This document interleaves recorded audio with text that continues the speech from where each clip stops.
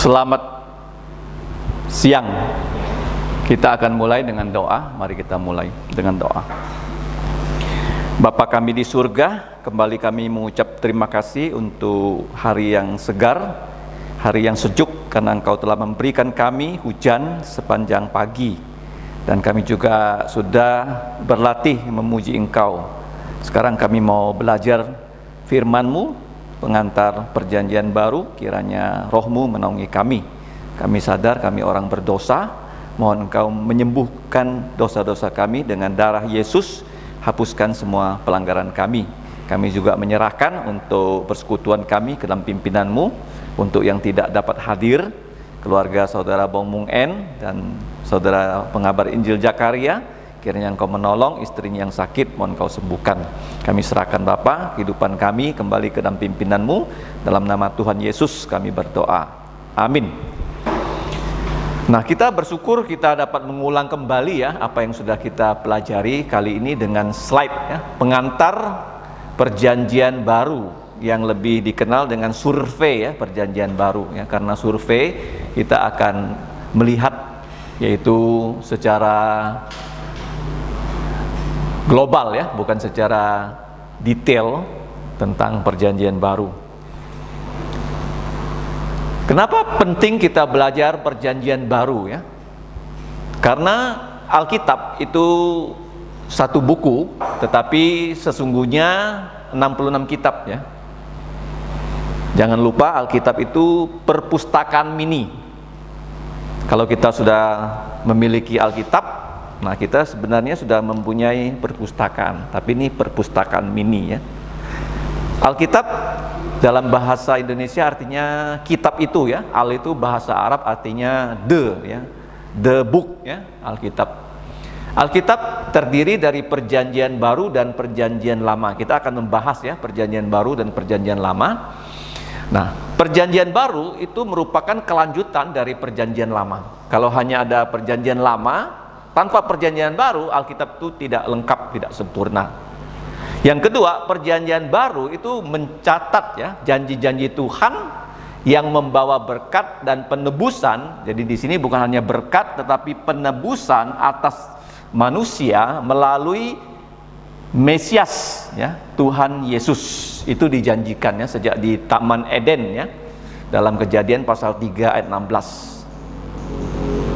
Yang ketiga, perjanjian baru itu juga mencatat ya penggenapan dari nubuatan di dalam perjanjian lama. Kalau kita mau pelajari di dalam perjanjian lama itu tidak kurang dari 300 ya janji-janji Allah kepada manusia, dan sudah digenapi dengan kedatangan Yesus yang pertama kali di muka bumi. Yang keempat ya, perjanjian baru itu menjawab banyak pertanyaan yang ditanyakan di dalam perjanjian lama.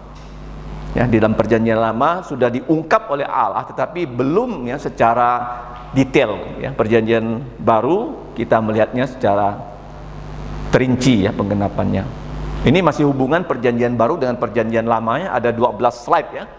Nah, menurut ahli ya perjanjian baru yang bernama William Hendriksen, dia banyak menulis kitab tafsiran perjanjian baru.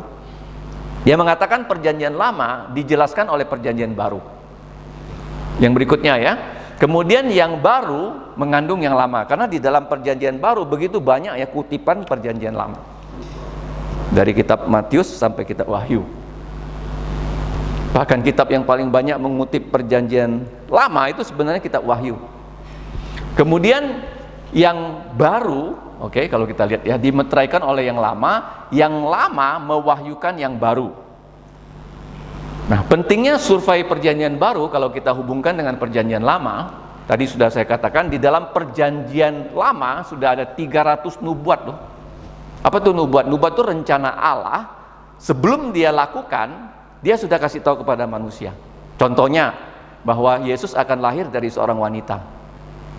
Itu sudah dikasih tahu di dalam kitab Kejadian pasal 3. Kemudian diperjelas ya dalam kitab Yesaya, bukan hanya wanita tapi perawan muda. Dalam Yesaya 7:14. Nah, baru nanti di dalam Matius pasal 1, perawan muda itu namanya Maria ya, dari kota Nazaret. Jadi ada 300 ya nubuat tentang Yesus di dalam perjanjian lama. Yesus itu akan lahir di mana, lahir dari siapa, di kota mana dia lahir, siapa yang mendahului dia lahir, semuanya loh dijelaskan di Perjanjian Lama. 300 kali lebih loh. Jadi itu sudah merupakan planning dari Allah. Sebelum dia melaksanakan, dia jelaskan, dan planning Allah pasti terwujud loh. Jadi kalau kita percaya Yesus tuh, kita punya jaminan keselamatan. Karena Alkitab ini semua janji-janjinya tidak ada yang kosong. Nah, kalau kita berjanji, janji kita bisa kosong. Paham kan? Kenapa? Karena ada halangan. Ya, seperti Indonesia sekarang kan terhalang Covid. Banyak sekali janji-janji Pak Jokowi waktu kampanye mana bisa terwujud, ya kan? Karena ada Covid. Tetapi kalau janji-janji Allah tidak bisa dihalangi, karena Dia adalah Maha Kuasa. Nah, janji tentang apa? Di sini Perjanjian Baru kita melihat ada tentang inkarnasi Tuhan Yesus. Dia adalah Allah, bukan reinkarnasi loh, inkarnasi. Roh, kemudian setelah itu Dia menjadi daging. Jadi dia 100% Allah dan 100% manusia. Kemudian dalam Perjanjian Baru, khususnya Injil, ada kehidupan Yesus. Kemudian ada sifat-sifat Yesus dan karya Yesus yang melambangkan siapa? Secara utuh Allah Bapa. Kalau kita mau mengenal Allah Bapa, kita harus mengenal Yesus.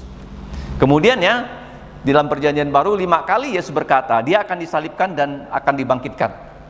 Nah, di dalam Perjanjian Lama, 2 kitab yang jelas ya mencatat kematian Yesus itu kitab Mazmur 22 dan Yesaya 53. Secara gamblang dilukiskan bagaimana Yesus disalib. Kemudian ya, yang keempat ya, Perjanjian Baru memuat penggenapan Perjanjian Lama tentang Yesus ya. Ada 300 nubuatan.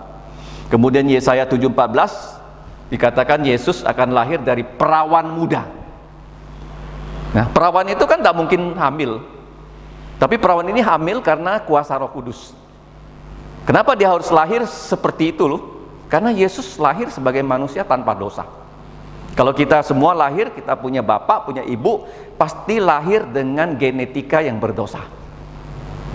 Tidak ada manusia yang tidak berdosa, dan dikatakan oleh kitab Mazmur pasal 51, sejak dalam kandungan ibu kita sudah diwarisi dosa dari nenek moyang kita. Tapi Yesus, karena dia tidak punya bapak biologis, dia dikandung ya secara ajaib oleh Allah Roh Kudus ya, kuasanya. Maria itu perawan, sehingga Yesus lahir sebagai manusia satu-satunya loh yang tidak pernah berdosa, sehingga dia bisa menanggung dosa loh. Kalau Yesus berdosa, mana bisa dia menanggung dosa?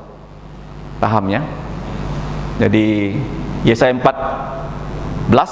pasal 7 itu penting. Di situ bukan hanya disebutkan lahir dari siapa, tapi namanya Immanuel ya, Allah beserta kita, karena Dia adalah Allah yang maha hadir ya. Pada saat sekarang kita bersekutu di sini, Tuhan Yesus ada di tengah-tengah kita loh. Jangan lupa ya, karena Dia berjanji kalau ada 2 atau 3 orang bertemu dalam nama Yesus, Dia hadir ya. Kemudian dalam Mika pasal 5 dikatakan Yesus lahir di Bethlehem. Jadi waktu dia lahir dikunjungi loh oleh orang-orang Majus ya dari timur. Nah, orang Majus itu bukan sembarang orang, mereka adalah imam-imam yang menobatkan raja. Jadi waktu mereka datang, itu kota Yerusalem itu gempar. Mereka berkata, kami melihat bintangnya, dan mereka langsung mengatakan, di mana raja yang baru lahir loh? Di mana loh? Mereka nggak bilang, kalian ada raja yang baru lahir? Enggak, karena mereka itu tugasnya menobatkan raja. Apa nggak gempar gitu? Ya, kalau orang datang di Jakarta, di mana presiden yang sudah ada? Nah, ya kan? Kira-kira seperti itu. Jadi mereka dituntun ke Bethlehem karena ahli-ahli firman membuka Alkitab. Oh, Bethlehem bukan Yerusalem. Nah, baru mereka berjalan ke Bethlehem, dituntun bintang, di dalam rumah bertemu dengan Yesus yang sudah tidak bayi lagi, yang sudah bisa jalan. Baru mereka memberikan persembahan emas, kemenyan, dan mur. Kemudian dikatakan Yesus akan disalibkan. Mazmur 22 menebus dosa manusia. Kemudian ya, penyaliban Yesus digenapi dalam Injil Lukas ya, pasal 24. Kemudian setelah itu Injil dikabarkan ke seluruh dunia. Nah, berikutnya kitab Perjanjian Baru itu dalam bahasa Yunani. kitab Perjanjian Lama dalam dua bahasa. Bahasa utamanya itu Ibrani ya. Bahasa pertama manusia itu Ibrani. Kemudian setelah mereka dibuang ke Babel, bahasa Irak ya, adalah bahasa Aram. Abjadnya sama, tapi bahasanya berbeda. Seperti bahasa Indonesia dengan bahasa Malaysia, kira-kira begitu. Banyak kesamaannya, tetapi ada perbedaannya. Hanya beberapa tempat di Perjanjian Lama ditulis dengan bahasa Aram. Contohnya kitab Daniel pasal 4, waktu Nebukadnezar bermimpi, dia bercerita itu dalam bahasa Aram. Beberapa tempat saja. Tapi yang lain-lain sebagian besar bahasa Ibrani. Ini bahasa pertama manusia. Seperti kata Adam. Adam itu bahasa Ibrani, artinya tanah ya. Nah kemudian kita lihat ya, cakupan dari Perjanjian Lama itu 400 tahun sebelum Yesus lahir. Kalau kamu ditanya, bumi kelihatannya itu tua padahal muda ya, ada orang kan nampaknya usianya tua, tapi sebenarnya dia muda. Kenapa begitu? Karena dia orangnya mungkin miskin, kerjanya susah gitu loh, sehingga dia tidak pernah mendapatkan asupan gizi yang bagus, sehingga dia nampak tua walaupun usianya masih muda, apalagi rambutnya putih. Nah bumi juga begitu loh. Bumi ini orang bilang tua, ada yang mengatakan 4 miliar tahun, ada yang mengatakan 1 miliar tahun. Kalau 1 miliar dengan 4 miliar itu bedanya banyak sekali loh. Betul nggak? Misalnya kita dapat gaji 1 juta dengan 4 juta, beda banyak nggak? Banyak sekali. Jadi manusia itu menyepelekan. Bumi itu bukan 1 miliar tahun, bukan 4 miliar tahun, tapi bumi ini sebenarnya hanya berapa tahun? 6.000 sampai 10.000. Kalau kita membaca dari Adam ya sampai Yesus kira-kira 4.000 tahun ya. Setelah Yesus lahir sekarang tahun 2022. Ingat ya. Nah, Perjanjian Lama ditulis selama bagaimana? Ya, 1000 tahun ya, dari tahun 1445 sampai tahun 400. 1000 tahun. Sebelumnya Allah hanya berfirman secara lisan ya kepada Adam. Adam hanya ingat ini firman Tuhan. Ya, selama berapa tahun tuh Allah berfirman tapi belum didokumentasikan. Kalau 4000 tahun kita kurangi 1400 berapa? 2600 tahun loh Allah berfirman tapi tidak ada dalam bentuk yang ditulis. Nah, kenapa akhirnya Allah memutuskan firman-Nya itu harus di dalam bentuk yang ditulis? Di zamannya Musa, dan Musa yang pertama kali menulis 5 kitab ya sebagai dasar dari Perjanjian Lama. Kejadian, Keluaran, Imamat, Bilangan, Ulangan, 5 kitab Musa. Itu tahun berapa?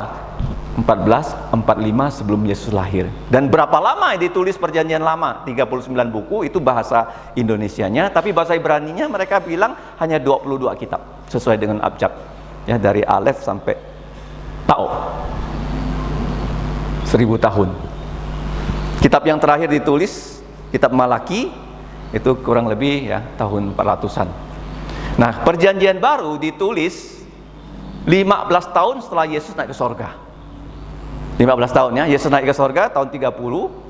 Matius pertama kali menulis tahun 45. Kemudian Perjanjian Baru ditulis ya dari tahun 45. Wahyu ditulis tahun 95. Jadi Perjanjian Baru ditulis kurang lebih 80 tahun. 27 kitab selesai. Tadi saya sudah katakan Perjanjian Baru ditulis dalam bahasa Yunani, yang bahasa dunia saat itu. Kalau sekarang bahasa dunia itu Inggris ya, tapi bahasa dunia di zaman Yesus itu adalah Yunani. Jadi walaupun pemerintahannya Roma, tapi Roma itu menggunakan bahasa Yunani untuk komunikasi. Hanya bahasa kantorannya itu bahasa Roma. Jadi bahasa Yunani dipakai untuk menulis Perjanjian Baru. Karena kemana-mana Injil dikabarkan, itu boleh dikatakan bahasa Yunani dapat dimengerti oleh orang-orang di saat itu. Nah, kita lihat ya, Perjanjian Lama 39 buku, ini bahasa Inggris, bahasa Indonesia, bahasa Ibraninya jangan lupa 22 buku sesuai dengan abjad ya. Terdiri dari pasal 929 pasal, Ya, Perjanjian Baru 27 kitab, 260 pasal, kalau dijumlah 1189. Nah, pasal dan ayat zaman dulu nggak ada ya. Bahkan nama tuh zaman dulu nggak ada loh. Nama kitab Kejadian, orang Ibrani itu nggak sebut kitab Kejadian loh.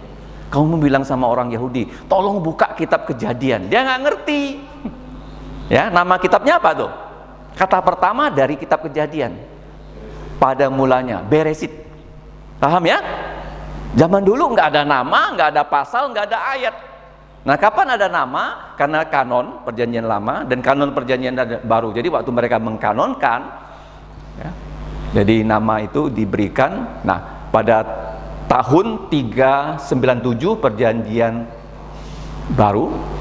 Nah, kapan ada pasal, ada ayat? Saya sudah singgung, waktu mesin cetak ditemukan. Ya, kenapa mesin cetak Tuhan berikan kepada manusia itu? Karena dia ingin dengan mesin cetak ini Alkitab bisa dicetak. Jadi buku yang pertama dicetak oleh mesin cetak yang ditemukan di kota Gutenberg itu Alkitab loh. Nih. Jadi kalau orang belajar Alkitab, dia tidak bisa belajar ilmu. Ilmu apapun pasti dia bisa. Kalau dia bisa belajar Alkitab loh, dijamin loh. Karena ini buku paling sulit. Nggak ada buku lebih sulit daripada Alkitab. Kalau kamu mengerti Alkitab, jadi otak kita itu dibuat lebih pintar seperti Daniel kawan-kawan 10 kali lipat. Jadi orang yang sudah sungguh-sungguh percaya Yesus, dia bisa rutin baca Alkitab, dia nggak akan jadi orang yang tidak berprestasi. Pasti berprestasi. Contohnya siapa? Si Ahok. Waktu dia ke Jakarta, kakeknya kasih dia satu Alkitab. Kamu Hok, baca nih Alkitab tiap hari. Dia baca. Nah, semua orang kenal kan siapa dia. Kalau kamu punya Alkitab, kamu nggak pernah baca Alkitab, udah, kita hidupnya akan tidak bisa sebagus kita selalu ya diberi firman Tuhan. Kenapa? Kemahakuasaan Allah itu tergantung ya untuk dinyatakan pada kita kalau kita ngerti ini firman Tuhan.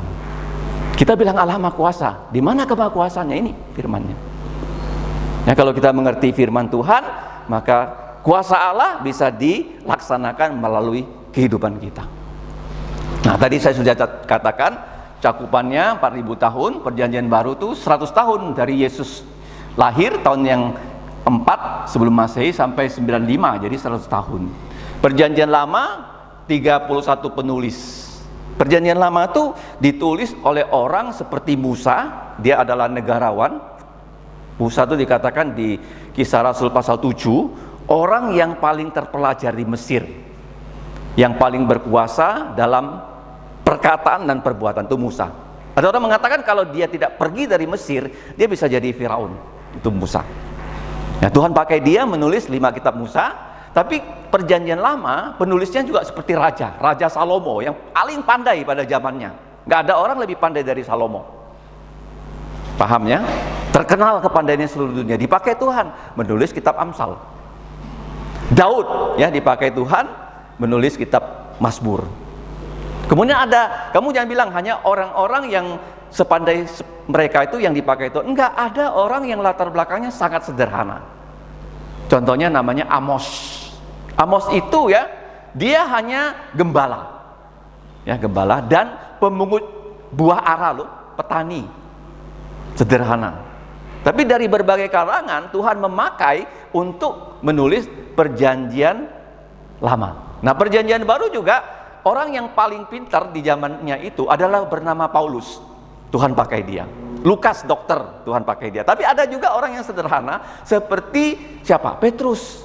Petrus itu saya rasa tulisannya tidak bagus, sehingga waktu dia mau menulis firman Tuhan atas ilham Roh Kudus, dia dibantu oleh sekretaris yang bernama Silvanus, Silas.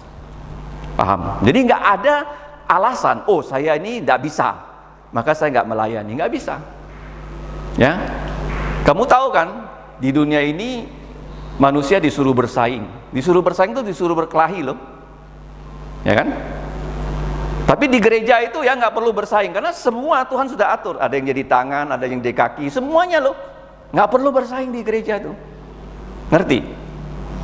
Kalau di dunia itu mau mencapai puncak harus sikat kiri, sikat kanan, yang kiri kanan tumbang baru dia bisa jadi kepala. Kalau di gereja nggak usah. Di gereja itu apa? Hukumnya kerjasama. Hukumnya apa? Kerjasama. Tuhan Yesus tidak pernah kirim murid satu orang, dia kirim pasti dua. Kamu bayangkan kalau ada orang ya yang single fighter, dia sudah gagal dalam pelayanan. Ya, Tuhan Yesus melihat orang itu, dia mau lihat, Elvia, berapa murid kamu? Terus murid kamu berapa yang berhasil? Dia nggak akan lihat, oh kamu sendirian, ya single fighter, kayak pemain badminton, ya, kayak petinju sendirian. Enggak, harus kerjasama tim. Yesus saja, dia punya 12 murid, dia punya 70 murid. Ingat ya, di gereja itu seperti tubuh. Ada yang mata, ada yang telinga, ada yang kaki, ada yang ya fungsinya organ dalam, jadi semua berperan. Ya, seperti Allah Tritunggal. Allah kita bukan satu pribadi, satu Allah, tapi satu Allah, tiga pribadi, Bapa, Putra, Roh Kudus. Ya, kerja sama harmonis selama-lamanya, dan ketiga-tiganya tak pernah bentrok. Ya kan? Paham ya? Nah, saya lanjutkan semasi ya, PLPB, ada 12 slide. Perjanjian baru merupakan batu penjuru dari perjanjian lama. Nah, waktu kita membangun bangunan di zaman dulu, orang akan meletakkan satu batu penjuru dulu. Dari situ baru diukur rumah ini ya, panjangnya berapa, lebarnya berapa, disikukan sehingga menjadi sebuah rumah.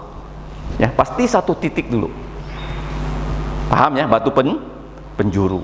Nah, kemudian perjanjian baru adalah penggenapan dari perjanjian lama. Ya, kalau kita membaca perjanjian lama tanpa membaca perjanjian baru, banyak ya nubuatan di perjanjian lama itu belum terjadi. Ini yang membuat orang Israel itu bingung sampai sekarang ya. Mereka tidak percaya Yesus, tidak punya perjanjian baru. Nah, kemudian perjanjian lama adalah fondasi dari perjanjian baru, fondasinya. Kemudian perjanjian baru adalah bangunan utuhnya. Paham ya? Sudah diletakkan fondasinya, baru perjanjian baru itu seperti bangunan. Nah, jadi kelihatan sebuah rumah. Ya, ada batu penjurunya, ada fondasinya, ada bangunannya. Berikutnya, apa itu perjanjian lama, apa itu perjanjian baru? Nah, perjanjian lama itu intinya adalah Taurat. Paham ya? Taurat.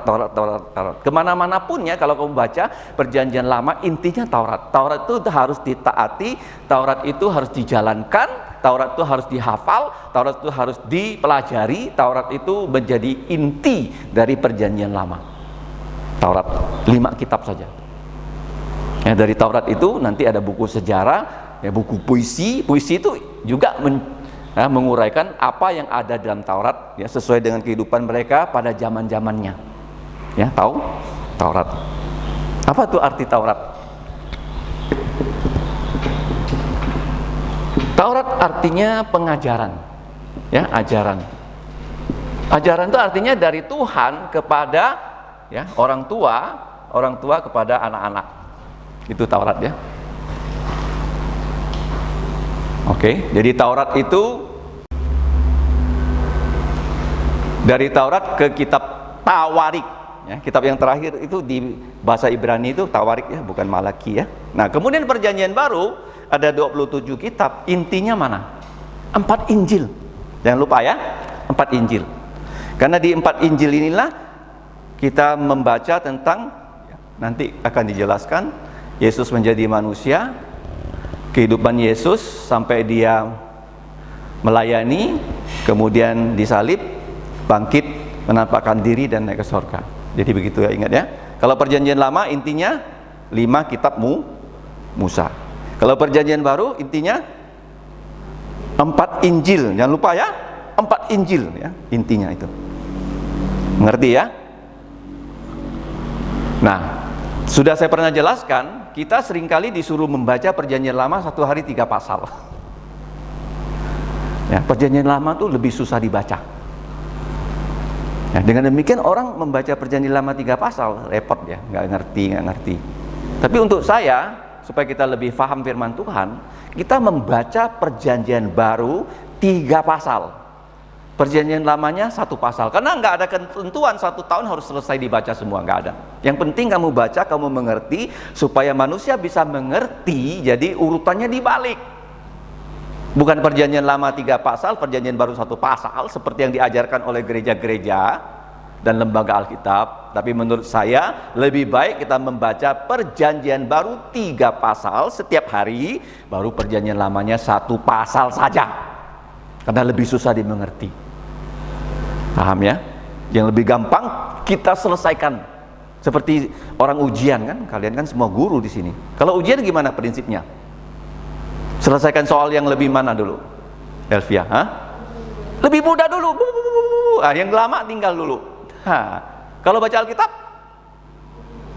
sama, tapi dipraktekkan di gereja secara salah. Perjanjian lama 3 pasal, susah. Kamu baca perjanjian lama 3 pasal, perjanjian barunya 1 pasal. Harusnya perjanjian baru 3 pasal, perjanjian lamanya 1 pasal. Karena kita di zaman perjanjian baru, bukan perjanjian lama. Itu hanya background perjanjian lama. Background apa? Kamu jangan masuk ke background untuk foreground, itu salah.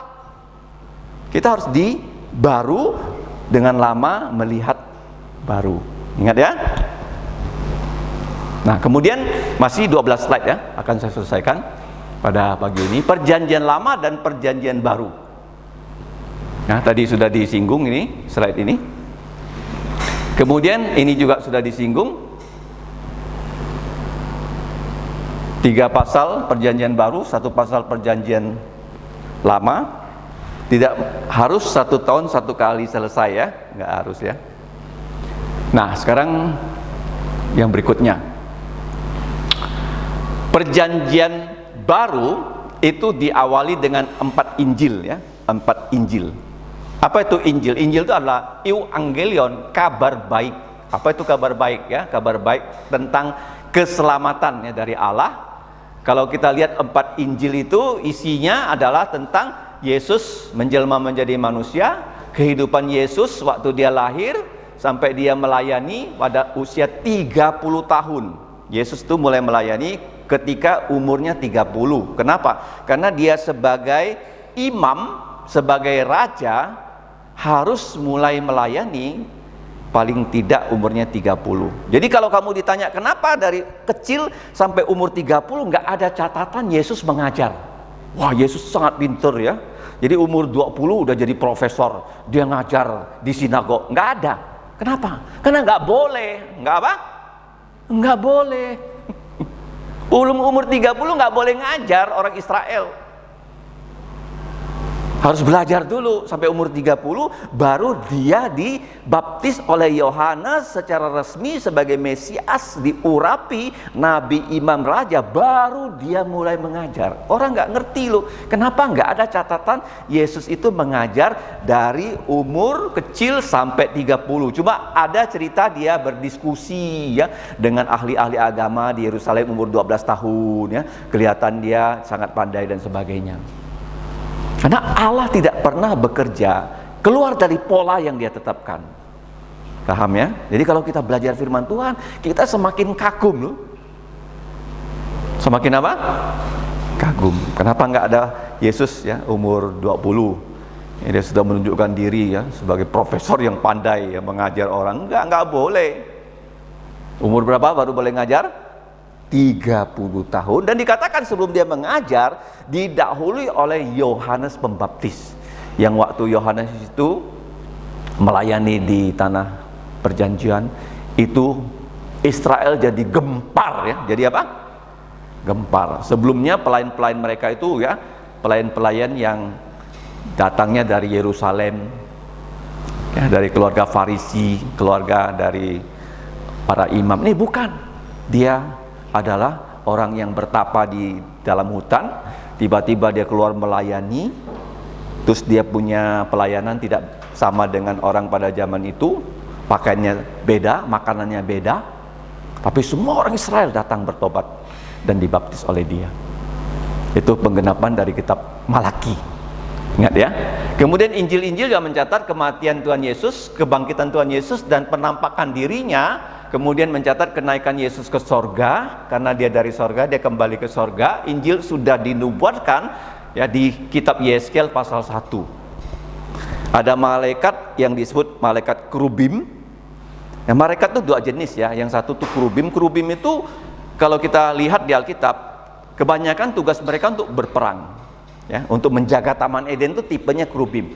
Kalau malaikat serafim dalam Yesaya 6 itu fungsi mereka memuji Tuhan. Jadi malaikat kerubim ini ya, spesial didesain oleh Allah waktu dia menciptakan kerubim.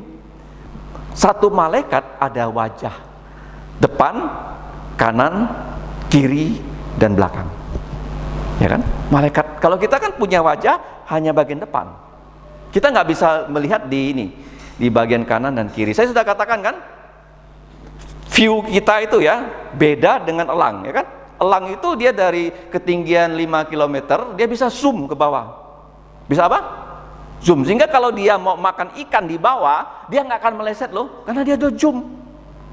Dia terbang ya, nggak ada pesawat tempur yang bisa kayak elang loh, langsung terbang begini, langsung nukik, nggak ada tuh. Ya. Langsung shoot, langsung dia tangkap. Itu elang ya. Nah, lain lagi mata apa? Lalat.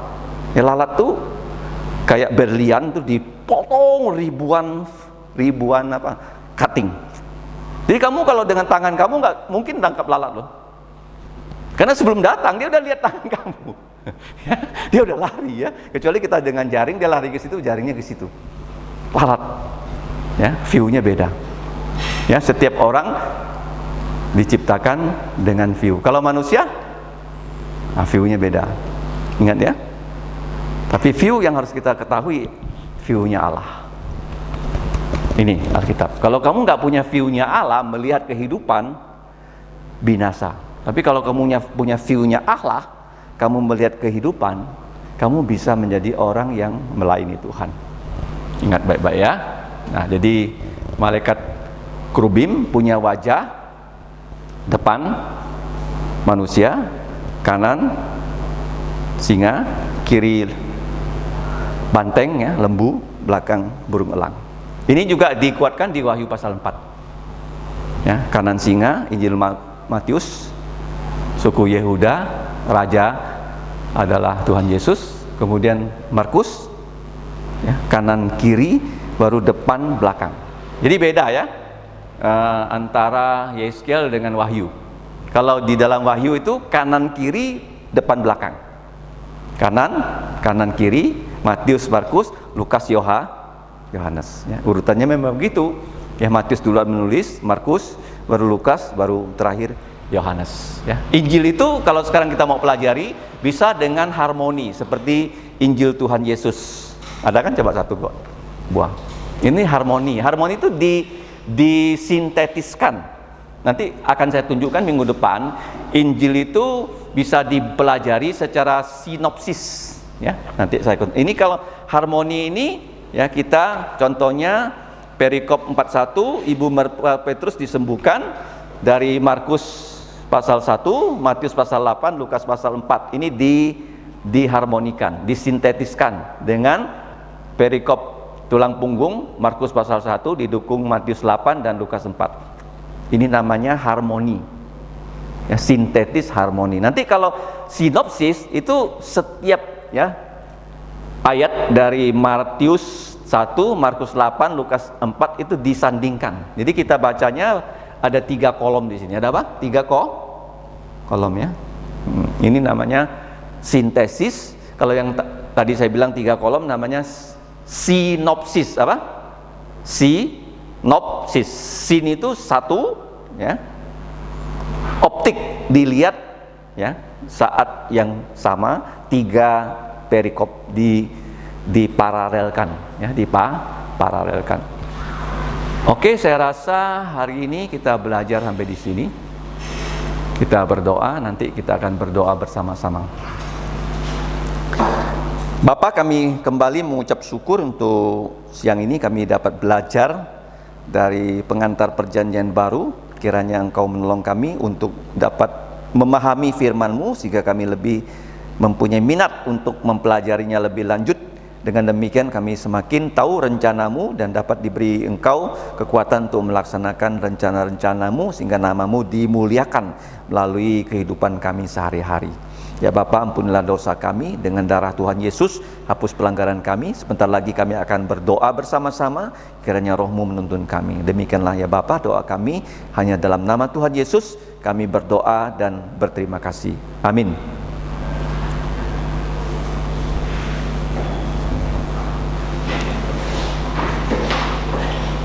Pokok-pokok doa siapa yang